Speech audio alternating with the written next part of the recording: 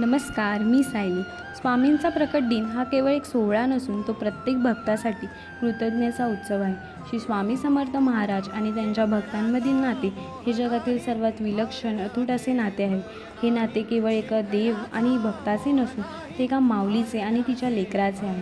स्वामी आपल्या भक्तांच्या आयुष्यात केवळ मार्गदर्शक म्हणून येत नाही, तर ते त्यांच्या सुखदुःखाचे सोबती बनतात.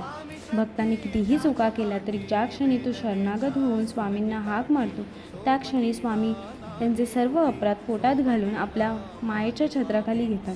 हे नाते अशा विश्वासावर टिकून आहे जिथे भक्ताला खात्री असते की जगाने पाठ फिरवली तरी माझे स्वामी मला कधीच सोडणार नाही. तसेच गोरेगावमधील स्वामी समर्थ मठात जेव्हा प्रकट दिनाचा सोहळा रंगला होता, तेव्हा याच नात्याची एक जिवंत अनुभूती येते.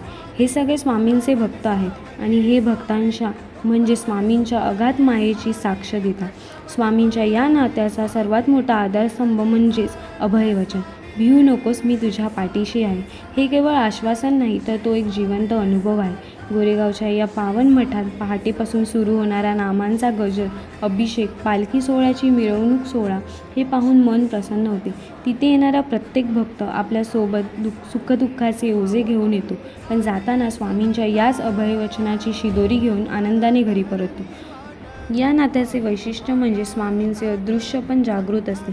पालखी सोहळ्यावेळी श्री स्वामी समर्थ महाराज मंत्राचा तो निनाद घराघरात भक्तीची ज्योत प्रज्वलित करतो.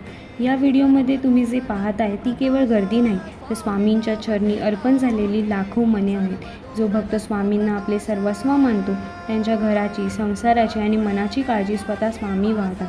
म्हणून स्वामी समर्थांचे भक्त कधीही अनाथ नसतात, कारण त्यांचे समर्थ सदैव त्यांच्यासोबत असतात.